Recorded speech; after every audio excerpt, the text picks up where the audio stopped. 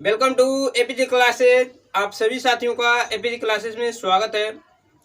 साथियों, आज का हमारा जो टॉपिक होगा वो होगा औसत, जिसको एवरेज के नाम से भी जाना जाता है। औसत क्या है, इसके कंसेप्ट क्या हैं, इसके तरीके क्या हैं, ये सारे चीज़ें आपको पिछले क्लास में बताए जा चुके हैं। उसी सेशन को हम आगे बढ़ाएंगे और जो भी हमारे दोस्त जो कॉम्पिटिटिव एग्ज़ाम की तैयारी कर रहे हैं, जैसे रेलवे की या फिर जो भी कॉम्पिटिटिव एग्ज़ाम होते हैं, उन सब में जिसमें मैथ से क्वेश्चन पूछे जाते हैं, क्योंकि आप जानते हैं कि मैथ एक ऐसा सब्जेक्ट है जो हर लगभग ज़्यादातर कॉम्पिटिटिव एग्ज़ाम में पूछे ही जाते हैं। तो औसत से कैसे कैसे प्रश्न आते हैं, क्या क्या उनके तरीके होते हैं, ये सारी चीज़ें आपको बताई गई हैं। अब उसी सेशन को हम आगे बढ़ाएंगे और देखेंगे कि औसत के और कैसे कैसे सवाल आते हैं और उनको हम कैसे और अच्छे से समझ सकते हैं, उसको एग्जाम में आसानी से सॉल्व कर सकते हैं। तो चलते हैं, एक क्वेश्चन लेंगे और क्वेश्चन के माध्यम से समझेंगे कि और क्या तरीके होंगे औसत के सवालों को सॉल्व करने के और कैसे सवाल और आ सकते हैं। तो चलते हैं क्वेश्चन की तरफ। क्वेश्चन देखेंगे, क्वेश्चन क्या है। देखिए क्वेश्चन क्या है। क्वेश्चन है कि 3 लड़कों की औसत आयु 16 वर्ष है। यदि उनके आयु का अनुपात 4:5:7 हो तो सबसे छोटे लड़के की आयु कितनी है। ऑप्शन ए है 8 वर्ष, ऑप्शन बी है 9 वर्ष, ऑप्शन सी है 12 वर्ष और ऑप्शन डी है 16 वर्ष। तो देखिए हमें बताना है कि सबसे छोटे लड़के की आयु क्या है। तो यहाँ पर अनुपात दिया गया है, 3 लड़कों की आयु का अनुपात क्या है, 4, 5 और 6। तो हम ये अनुपात में दिया गया है, तो हम क्या करेंगे, हम मान लेंगे कि पहले लड़के का आयु क्या है 4x है, दूसरे का 5x है और तीसरे का 6x है। ठीक है ना। अब आप जानते हैं कि औसत क्या होता है। औसत जो होता है कुल पदों का योग बटे कुल पदों की संख्या। लेकिन यहाँ पर हम पदों का योग अगर हम करें, इन तीनों को जोड़ेंगे तो इनके आयु का योग हो जाएगा और इनके आयु का योग किसके बराबर होगा, 16 गुणे 3। क्यों? क्योंकि औसत में हम संख्याओं से गुणा कर देते हैं। संख्याओं का मतलब है कि कितने लोग हैं उससे गुणा कर देते हैं, तो हमें कुल लोगों की आयु का योग मिल जाता है। जैसे हम आपको फार्मूला लिख के दिखा दे रहे हैं। औसत बराबर क्या होता है, औसत बराबर होता है कुल पदों का योग, कुल पदों का योग और बटे कुल पदों की संख्या। यहाँ पर क्या होता है, संख्या कुल पदों की। ठीक है ना, कुल पदों की संख्या। यहाँ पर पद नहीं लिखे हैं, तो कुल पदों की संख्या। तो आप देखिए, अगर कुल पदों का योग निकालना है तो कुल पदों की संख्या से औसत में गुणा कर दीजिए, तो आपको क्या मिल जाएगा, कुल पदों का योग। वही फार्मूला यहाँ पर लगाया गया, कुल पदों का योग बराबर क्या हो जाएगा, कुल पदों की संख्या से हम क्या करेंगे, औसत में गुणा कर देंगे, तो हमें क्या हो जाएगा, कुल पदों के योग के बराबर इसका मान मिल जाएगा। तो देखिए इसको कैसे सॉल्व करेंगे। 6 और 5 11 और 11 और 4 क्या हो जाएगा, 15। 15x बराबर क्या हुआ, 16 गुणे 3। देखिए 3 से काटिए, 3 एकम 3 और 3 पचे 15। ठीक, यहाँ देखिए यहाँ पर रहेगा आपका 7, यहाँ पर 7 है ना, तो 7 रहेगा। ठीक है, तो ये आपका हो जाएगा 7 5 12 4 16, 16x हो जाएगा। अब देखिए 16 कम 16 और 16, ये एक एक बार में कट जाएगा, तो x का मान कितना आ जाएगा आपका 3।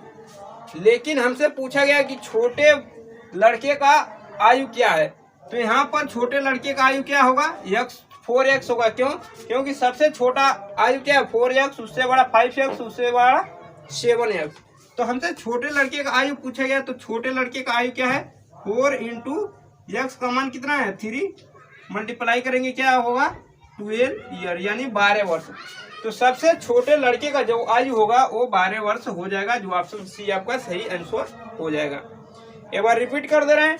कह रहा है कि 3 लड़कों की औसत आयु 16 वर्ष है। यदि उनके आयु का अनुपात 4:5:7 हो तो सबसे छोटे लड़के की आयु बताइए। तो हम क्या करेंगे, मान लेंगे कि उनका आयु क्या क्या है, एक का 4x, दूसरे का 5x और तीसरे का 7x। तो जो सबसे छोटा होगा वो 4x ही होगा। जब इनको जोड़ेंगे तो औसत में हम 3 से गुणा कर देंगे, तो ये हमको मिल जाएगा 5x plus 4x plus 5x plus 7x, इनके जोड़ के बराबर।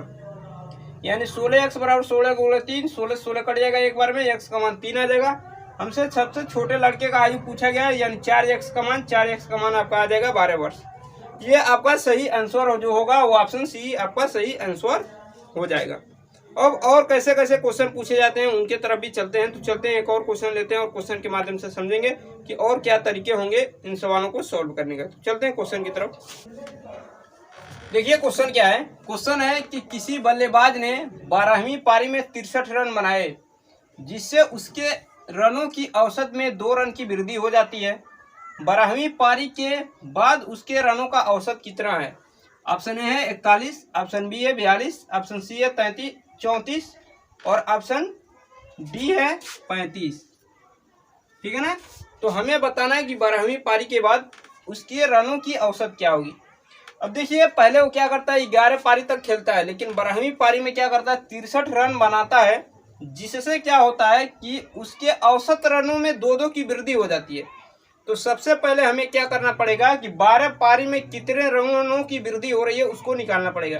क्यों? क्योंकि 2-2 रन की वृद्धि किसमें हो रही है, 12 पारियों में औसत से 2-2 रन वृद्धि हो रही है। तो हम क्या करेंगे, वृद्धि निकाल देंगे। वृद्धि रन, कितने रन वृद्धि हो रहे हैं, देखिए 12 पारियों में 12 गुणे 2, यानी कितने अधिक हो गए, 12 दूनी 24। ये 24 रन उसने क्या किया कि 12 पारियों में 2-2 बांट दिए। जो 2-2 रन की वृद्धि हो रही है वो क्या किया, 24 पारियों में 12 पारियों में 2-2 रन की पहले क्या कर दिया, वृद्धि कर दिया। लेकिन टोटल रन मारा कितना था उसने, 63 रन मारा था। अब 63 रन मारा था तो उसमें से क्या हुआ कि 24 रन क्या किया, 2-2 रन की वृद्धि हो गई औसत में। तो यानी पुराना औसत कितना रहा होगा, पुराना औसत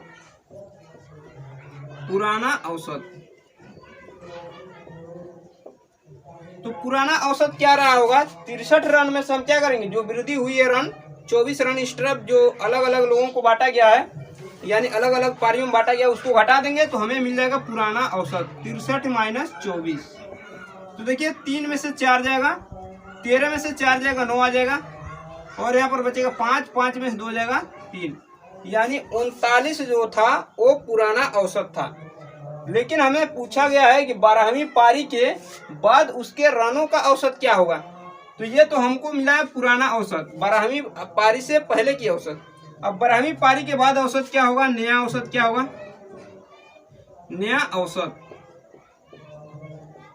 देखिए नया औसत क्या होगा, ये पुराना तो औसत है 39, पुराना औसत क्या है 39, लेकिन ये कह रहा है कि जब वो 63 रन मारता है 12वीं पारी में तो उसके औसत में 2 की वृद्धि हो जाती है, औसत रन में 2 की वृद्धि हो जाती है। यानी पुराना 39 है, इसमें हम क्या करेंगे, 2 का दो जोड़ देंगे तो हमें कितना मिलेगा, 41। यानी 12वीं पारी के बाद जो औसत रन होगा वो कितना हो जाएगा, 41, जो ऑप्शन ए आपका सही आंसर हो जाएगा।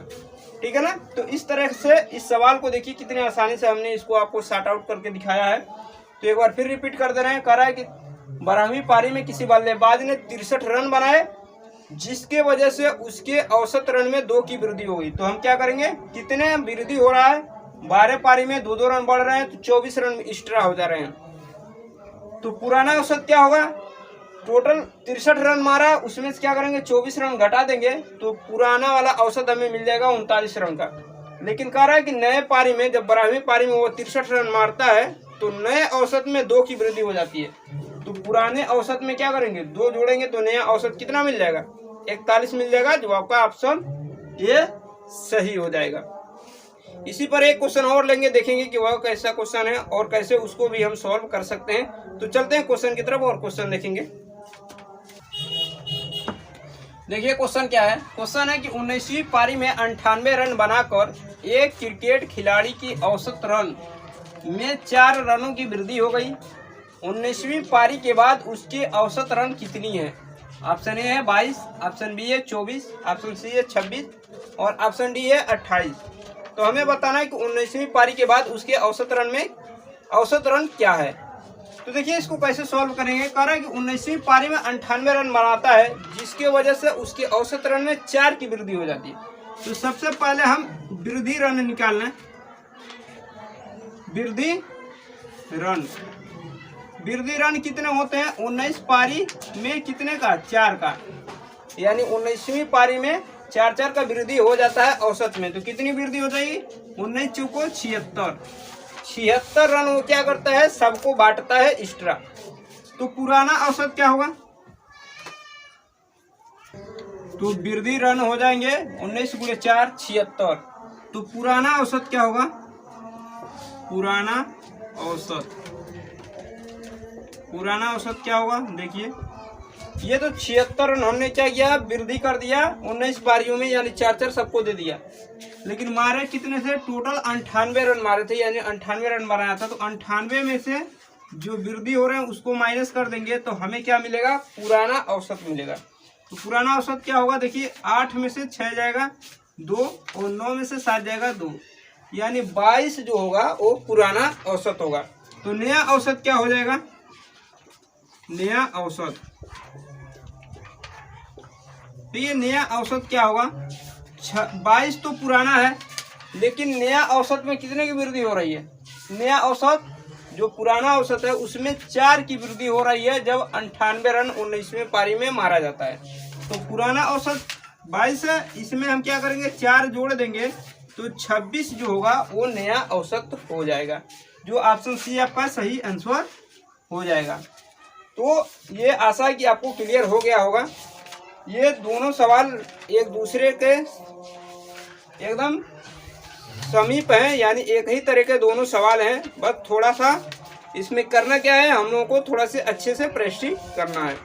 अब चलते हैं अगले क्वेश्चन की तरफ, और अगला क्वेश्चन देखेंगे कि अगला क्वेश्चन क्या है। देखिए क्वेश्चन क्या है। क्वेश्चन है कि एक परिवार में पिता तथा माता की औसत आयु 35 वर्ष है। पिता, माता तथा एकमात्र पुत्र की औसत आयु 27 वर्ष है। पुत्र की आयु कितनी है? ऑप्शन ए है 12 वर्ष, ऑप्शन बी है 11 वर्ष, ऑप्शन सी है 10.5 वर्ष और ऑप्शन डी है 10 वर्ष। तो देखिए इसको कैसे सॉल्व करेंगे। दे रहा है कि पिता तथा माता की औसत आयु कितनी है? 35 वर्ष है। तो पिता और माता यानी फादर और मदर, इनका आयु टोटल आयु कितनी हो जाएगी? 2 × 35, यानी औसत आयु 35 है। 35 में 2 का गुणा कर देंगे तो कितना मिल जाएगा आपको? 70 वर्ष। यानी पिता और माता की आयु का जो योग है वो 70 वर्ष है।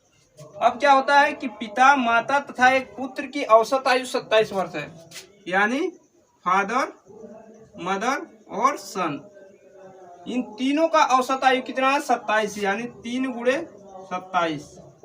तो 27 3 क्या होता है? 81 वर्ष।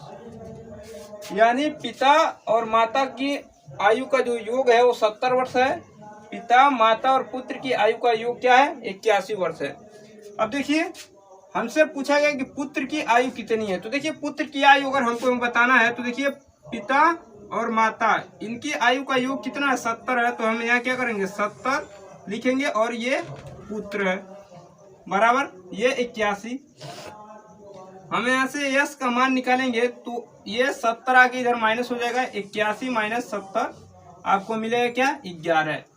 यानी जो सन है यानी पुत्र है, तो पुत्र की आयु कितनी होगी? 11 वर्ष, जो ऑप्शन बी आपका सही आंसर हो जाएगा। तो एकदम आसानी से हम इसको सॉल्व करके आपको बताए हैं।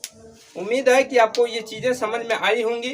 अब चलते हैं अगले क्वेश्चन की तरफ, और अगले क्वेश्चन को देखेंगे कि अगला क्वेश्चन क्या है। देखिए क्वेश्चन क्या है। क्वेश्चन है कि 36 छात्रों की औसत आयु 14 वर्ष है। शिक्षक की आयु इसमें सम्मिलित किए जाने पर औसत आयु में 1 वर्ष की वृद्धि हो जाती है। तो शिक्षक की आयु कितनी है?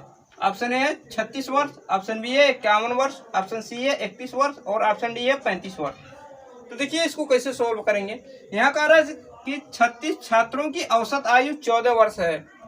अब देखिए जो शिक्षक आएगा, जाहिर सी बात है कि उसकी आयु जो होगी ये 14 वर्ष जो है इससे अधिक होगी। क्यों? 14 वर्ष से अधिक होगी तभी सबके आयु में 1-1 वर्ष की वृद्धि होगी। तो हमें बताना है कि शिक्षक की आयु क्या है। तो शिक्षक की आयु क्या होगी? शिक्षक की आयु, तो ये शिक्षक की जो आयु होगी, शिक्षक की तो जैसे 36 छात्रों की औसत आयु 14 वर्ष है, तो शिक्षक भी कम से कम तो 14 वर्ष तो लेके आएगा। उसके साथ क्या करता है, उसके साथ साथ क्या होता है कि 36 लोगों की एक एक वर्ष की वृद्धि होती है। लेकिन जब शिक्षक भी शामिल हो जाएगा तो 37 लोग हो जाएंगे, और 37 लोगों की तब एक एक वर्ष की वृद्धि होगी, यानी 37 गुणे 1।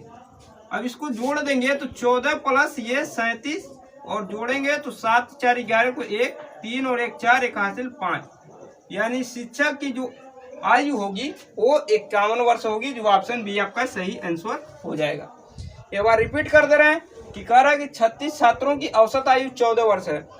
तो देखिए जो शिक्षक की आयु होगी वो कम से कम तो 14 वर्ष लेकर आएगा, सबके एवरेज के बराबर। तो 14 वर्ष तो वो लेकर आएगा। उसके साथ क्या हो रहा है कि 36 लोग ये हैं और एक खुद टीचर आएंगे तो 37 लोग हो गए। उसके वजह से एक औसत बढ़ जा रही है। एक औसत बढ़ने का मतलब क्या है, एक का हम 37 में गुणा करेंगे, यानी 37 वर्ष क्या करता है, वो सबको एक एक वर्ष बांटता है। तो टोटल शिक्षक की उम्र क्या होगी, 14 वर्ष औसत है जो वो, और 37 वर्ष ये दोनों जुटेंगे तो 51 वर्ष जो होगी वो शिक्षक की औसत आयु होगी। एक क्वेश्चन और देखेंगे कि अगला क्वेश्चन क्या है, और उस क्वेश्चन के माध्यम से समझेंगे कि और कैसे कैसे क्वेश्चन पूछे जाते हैं। तो चलते हैं क्वेश्चन की तरफ। क्वेश्चन देखेंगे।